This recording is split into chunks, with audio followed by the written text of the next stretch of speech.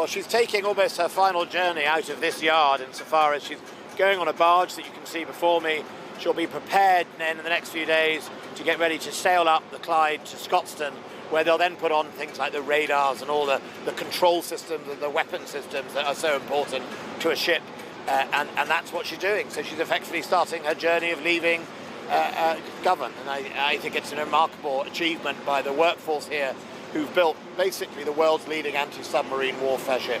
Well, this one is a first in class, so it did have problems. You know, it's coming out at the moment late, not catastrophically late, but late. And you know, BAE, I've worked with BAE to make sure we mitigate that in the overall build plan, and I'm confident that you know we will get our ships into the service when we need them, and they'll be properly equipped in time.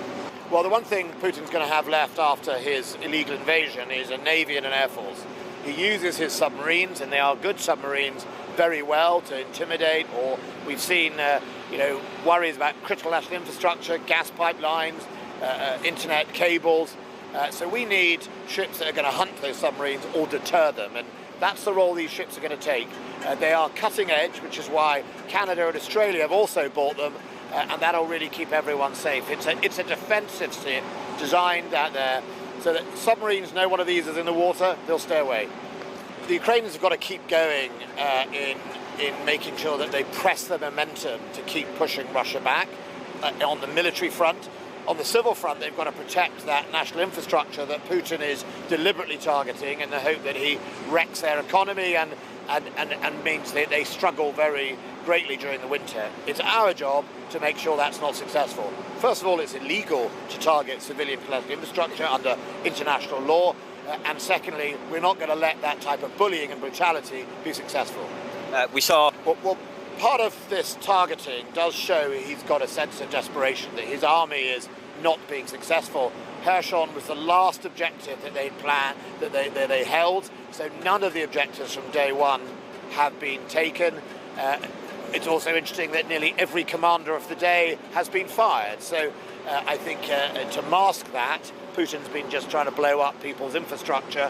And so I think it's significant. But never underestimate Russia.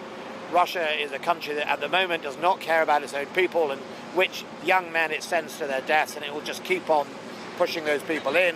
So I think it's really, really important that we show international commitment and support and solidarity for Ukraine. And if I can ask you about your response to the reports today about problems with supply of parts from Belgium to the nuclear submarines in the UK. Yeah, there's quite a bit of inaccuracies in that report. First of all, it's not linked to another order. This is fundamentally a dispute inside the Belgian government. It's not for me to talk about the Belgian government or speculate on the answers. What I can tell you is it is not affecting our at-sea deterrent, and it won't. It's not this great critical thing that is being sort of portrayed at the moment. Our at-sea deterrent will continue to keep us safe for many, many years to come. I'm confident that the Belgians will resolve this issue, and I just don't really recognise much of what's said in that article. Look, some of the things are clearly correct from the original IR. Russia was an acute threat, but to us and to our allies in NATO, and so it has come to pass. I think it is definitely important for us in defence to import some of the lessons we're seeing on the battlefield to make sure we know what we need to do for the future. And just after the autumn statement, were there any areas of spending that you feel you're more constrained now with the pressures on government's budgets? Well, I've got inflation, like every department has got inflation. I seek to be insulated from that. My department has roughly a £15 billion spend a year on capital, that's hardware, that's much more affected by inflation. The steel here that's being used to make the ships, the foreign currency exchange you have to do, all of that gets affected. So first and foremost, I need within my already set budget some insulation. I got some of that. I've also got money to backfill some of the stores we've given away to Ukraine. So between now and the next budget, we're okay.